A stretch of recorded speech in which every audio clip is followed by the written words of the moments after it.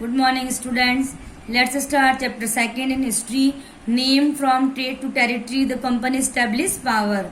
Next, setting up a new administration यानी नए शासन की स्थापना. शासन या प्रशासन. Warren Hastings, Governor General from 1773 to 1785, was one of the many important figures who played a significant role in the expansion of company power. By his time, the company had acquired power not only in Bengal but also in Bombay and Madras. British territories were broadly divided into administrative units called presidencies. Warren Hasting यानी governor general जो Warren Hastings था, जिसका शासनकाल 1773 से 1785 तक, उन बहुत सारे महत्वपूर्ण व्यक्तियों में से ये भी एक व्यक्ति था जिन्होंने कंपनी की ताकत को फैलाने में बहुत ही महत्वपूर्ण भूमिका निभाई थी. एंड वॉरेन हेस्टिंग्स के समय तक आते आते कंपनी न केवल बंगाल बल्कि बम्बई और मद्रास जो था इसकी भी सत्ता हासिल कर चुकी थी. ब्रिटिश जो थे इसमें इलाके के अंदर मोटे तौर पर जो प्रशासकीय इकाइयों के अंदर डिवाइड थे, बटे हुए थे ये, और जिन्हें क्या कहा जाता था, प्रेसिडेंसीज कहा जाता था.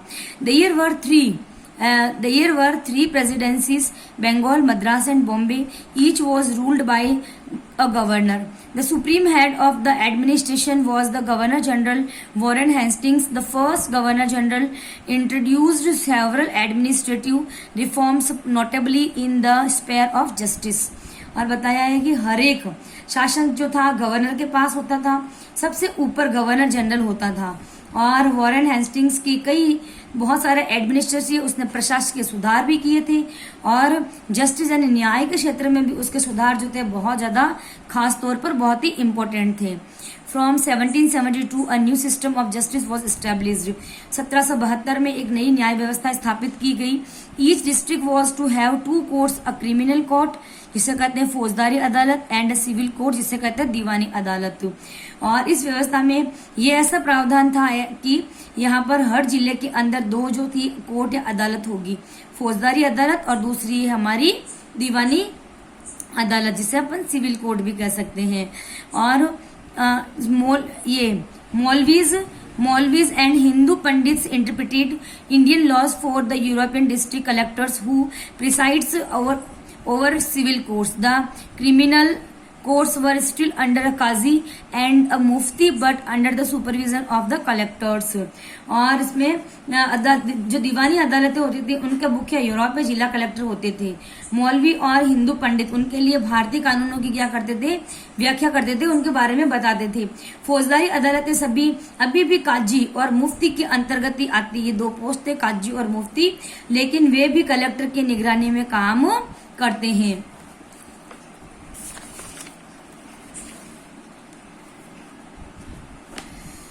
A major problem was that the Brahman Pandits gave different interpretations of local laws based on different schools of the Dharma Shastra.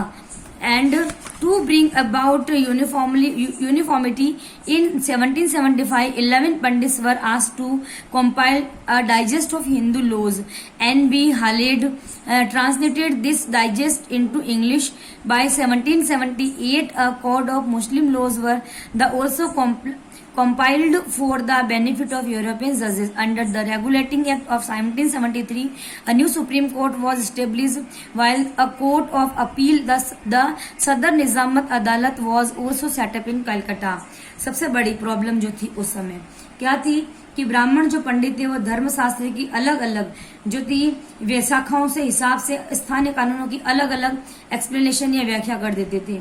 और इससे इस अलग अलग के कारण ही इसे खत्म करने के लिए, उसमें एक रूपता लाने के लिए 1775 के अंदर 1775 के अंदर 11 पंडित ने यानी कि 11 पंडितों ने मिलकर भारतीय कानूनों का एक संकलन तैयार करने का काम सौंपा गया.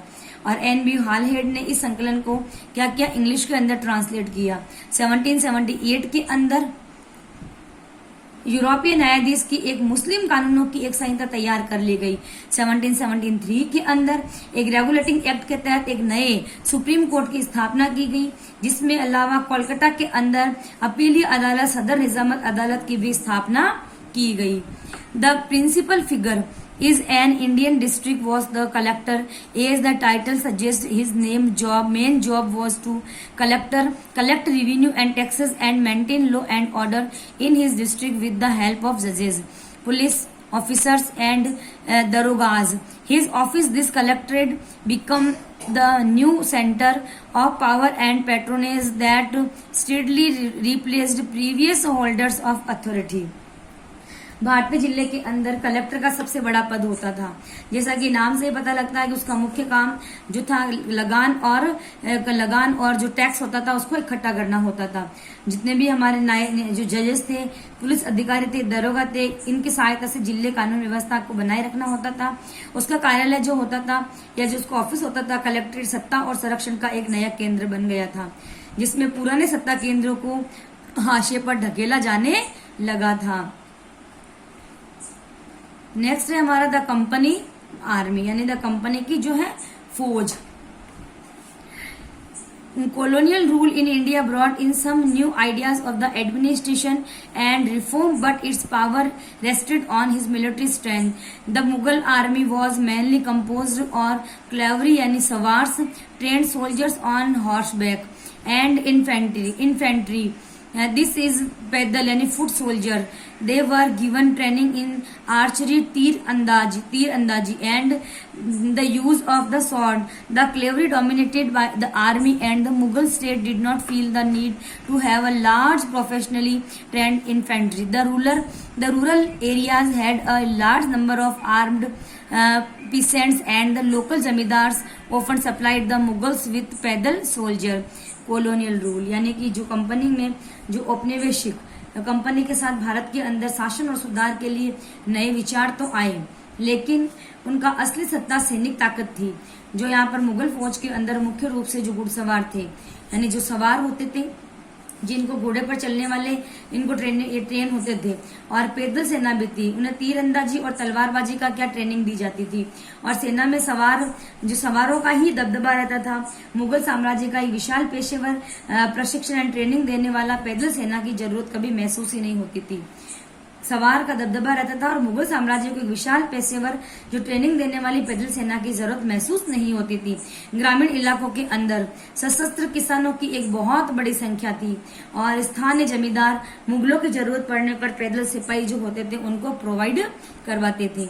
A challenge occurred in the 18th century when Mughal successor states like Awadh and Banaras started recruiting peasants into their armies and training them as professional soldiers. The East India Company adopted the same method when it began recruitment for its own army, which came to be known as the Sepoy Army, from the Indian word Sipahi meaning soldier. 18th century के अंदर जब अवध और बनारस के अंदर यहाँ की रियासतों ने किसानों को भर्ती करके उन्हें क्या कि वहां पर सैनिक बनाने की उनको ट्रेनिंग दी जाने लगी, तो ये उनकी वहां पर सूरत बदलने लगी। ईस्ट इंडिया कंपनी ने जब अपनी सेना के लिए भर्ती शुरू की उन्होंने, तो उसकी भी यही तरीका अपनाया, और अंग्रेज अपनी सेना के जो सिपाही होते थे, जिन्हें जो किससे बना है, जो भारतीय शब्द सिपाही से बना है, और जिसे क्या कहते हैं, सोल्जर या आर्मी भी कहते हैं। As warfare technology changed from the 1820s, the cavalry requirement of the company's army declined. This is because the British Empire was fighting in Burma, Afghanistan, and Egypt, where soldiers were armed with muskets and matchlocks. The soldiers and the company army had to keep pace with changing military requirements, and its infantry regiments now become more important. 1820 के अंदर जैसे जैसे ये युग जो war करने की या स्ट्रगल की जो टेक्निक्स बदलने लगी, कंपनी की सेना में घुड़सवार टुकड़ियों की जरूरत क्या होने लगी, कम होने लगी।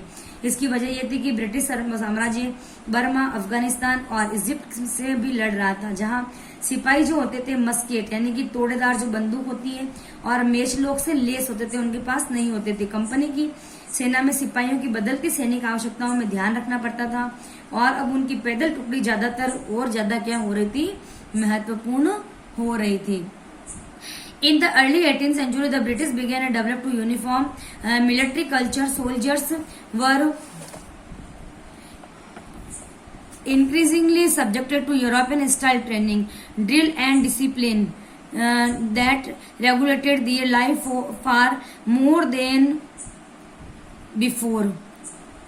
Often this created problems since caste and community feelings were ignored in the building of force of professional soldiers. Could individuals so easily give up their caste and religious feelings?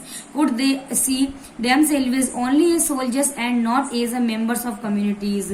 और 19th सेंचुरी के अंदर बताया हमें कि starting में अंग्रेज जो थे उनकी सैनिक संस्कृति विकसित होने लगी थी।